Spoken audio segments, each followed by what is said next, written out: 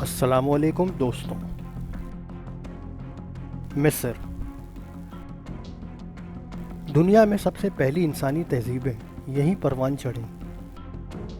یہاں جیسے طاقتور اور روب و دبدبے والے بادشاہ تاریخ انسانی میں کہیں نہیں ملتے۔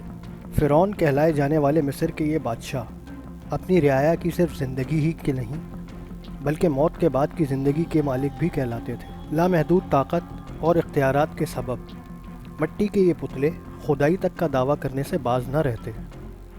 ایسے ہی ایک فرعون رامسس ثانی کو راہ راست پر لانے کے لیے اللہ تعالیٰ نے اپنے ایک پیغمبر حضرت موسیٰ علیہ السلام کو یہاں بھیجا تھا، لیکن اس فرعون کے مقدر میں ہدایت نہیں بلکہ تباہی و بربادی لکھی تھی۔ سو خود کو خدا کہنے والے اس طاقتور ترین فرعون کو اللہ تعالیٰ نے دریائے نیل کی موجوں میں غرق کر دیا۔ آج کی اس ویڈیو میں ہم آپ کو حضرت موسیٰ علیہ السلام سے بھی پہلے مصر پر حکومت کرنے والے ایک فرعون کی داستان سنانے جا رہے ہیں، جو حقیقت میں فرعون نہیں بلکہ فرعونیہ تھی۔ جس دور میں مصر میں عورت کی حیثیت ایک مویشی اور ساز و سامان سے زیادہ نہ تھی، اسی دور میں یہ عورت نہ صرف مردانہ لباس زیب تن کر کے اور مردانہ نام رکھ کر بلکہ اپنے چہرے پر ایک نقلی داڑھی تک سجا کر مصر پر نہ صرف حکومت کرتی رہی بلکہ خدائی تک کے دعوے کر ڈالے۔ اس کے اختیار کردہ حلیے کی وجہ سے آج سے چند برس قبل تک موجودہ دور کے سائنسدان بھی اسے ایک مرد ہی تصور کرتے رہے تھے۔ البتہ آج یہ پہلی مکمل طور پر سلجھائی جا چکی ہے۔ تو چلیے جانتے ہیں اس خاتون کی زندگی کے بارے میں چند باتیں۔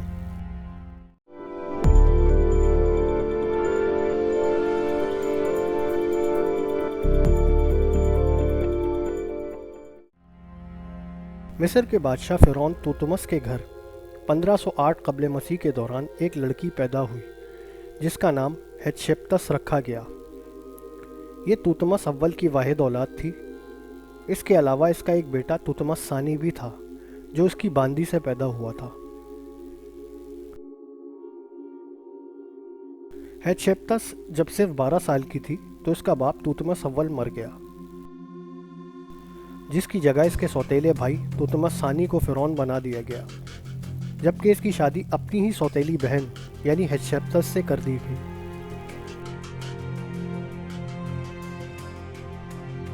اور یہ دونوں مل کر مصر پر حکمرانی کرنے لگے۔ چند سال بعد ہتشپست کا سوتیلا بھائی اور شوہر توتمس ثانی بھی اس دنیا سے رخصت ہو گیا، جس کی جگہ ولی عہد توتمس ثانی کے بیٹے توتمس سوم کو بنا دیا گیا، جو کہ اس وقت بہت چھوٹا تھا۔ توتمس سوم بھی اپنے باپ ہی کی طرح اس کی حقیقی بیوی سے نہیں بلکہ باندی سے پیدا ہوا تھا،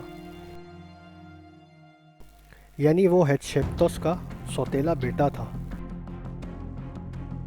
چونکہ ولی عہد بہت چھوٹا تھا اور اس خاندان کا ان کے علاوہ اور کوئی فرد باقی نہ بچا تھا، تو فرعون کی ذمہ داریاں ہتشپست نے سنبھال لیں۔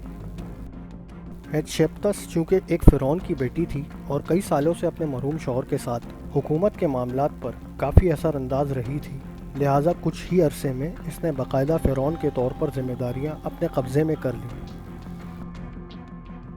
اور اپنی مذہبی معلومات کی بدولت ایک جھوٹی کرامت کے ذریعے اہل مصر کے سامنے خود کو مصر کے دیوتا را کی بیٹی تسلیم کروا لیا،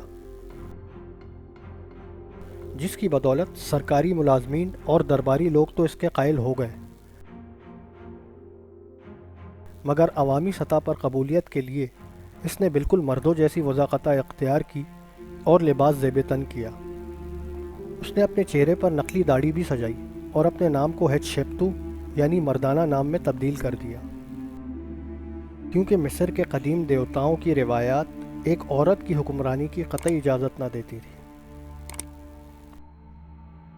اس سے پہلے بھی ایک عورت سوبیک نیفرو نے بھی فرعون مصر بننے کی جرت کی تھی، لیکن وہ صرف 3.5 سال ہی مصر پر حکومت کر سکی، جس کے بعد ایک نئے خاندان نے مصر کی حکومت پر قبضہ کر لیا تھا۔ اس کے برعکس ہتشپست نے اپنی راہ میں آنے والی ہر رکاوٹ کو کامیابی سے دور کیا اور ہر وہ کام کیا جو ایک کامیاب فرعون نے کیا تھا۔ جہاں اس نے نوبیا اور کنان میں اپنے لشکروں کی قیادت کر کے دشمنوں میں اپنی بہادری کی دھاک بٹھائی، وہیں اس کی تعمیر کردہ عمارات آج بھی مصری تاریخ کی بہترین تعمیرات کہلاتی ہیں۔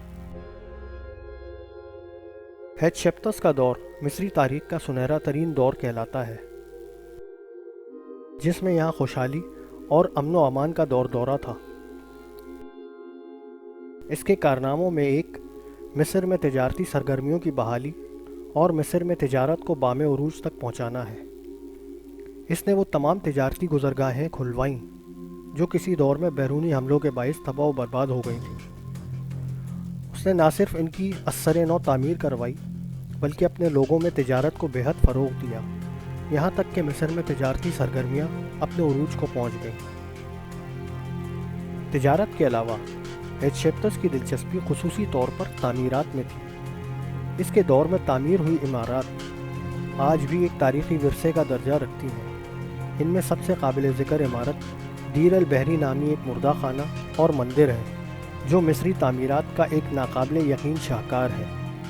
साइंसदानों के मुताबिक इस इमारत की तामीर में जो टेक्नोलॉजी इस्तेमाल की गई है, इस बारे में जदीद साइंस को आज तक कोई इल्म नहीं। इसके अलावा हेटशेप्तस ने अफ्रीका की जानिब एक बहरी मुहिम रवाना की थी, जो वहाँ कामयाबी और अपनी मलका के लिए कीमती तहफ़ के साथ वापस मिस्र आई। इन तहफ़ में इतर, जो कि मलका को बेहद पसंद थे, और इसके अलावा मुख्तलिफ़ अक़साम के पौधे जो नहायत एहतियात के साथ जहाज़ों में ऐसे रख कर लाए गए थे कि कोई भी पौधा मुरझाने ना पाए। मुख्तलिफ़ ख़ित्तों से लाए गए इन पौधों की यहाँ अफजाइश का कारनामा भी उसी के सर जाता है।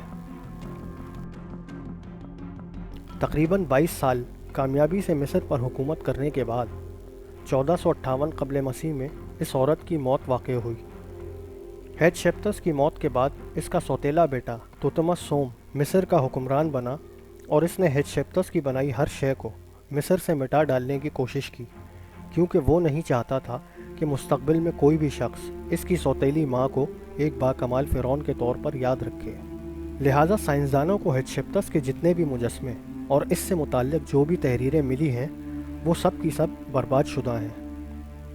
इब्तिदा में इस फ़िरौन पर तहक़ीक़ करने वाले माहिरीन आसार क़दीमा इसे एक मर्द फ़िरौन ही समझते रहे थे, जिसकी वजह इसके चेहरे पर दाढ़ी और इसका मर्दाना लिबास था, जो इसके बाकी मानदा मुजस्मों में वाज़े तौर पर आया था।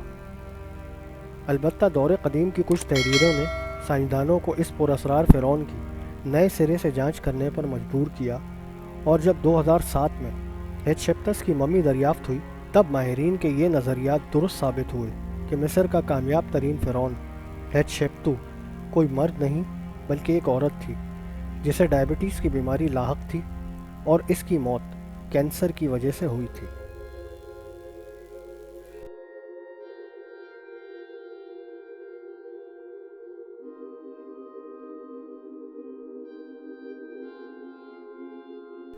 दोस्तों, उम्मीद है आपको आज की वीडियो पसंद आई होगी। वीडियो पसंद आने की सूरत में इसे लाइक कर दीजिए और हमारे चैनल को सब्सक्राइब कर लीजिए, ताकि हमारी आने वाली हर वीडियो आप तक बआसानी पहुंच सके। अपना और अपने घर वालों का ख्याल रखिएगा। मिलते हैं आपसे अगली वीडियो में। तब तक के लिए हमें इजाज़त दीजिए। अल्लाह निगहबान।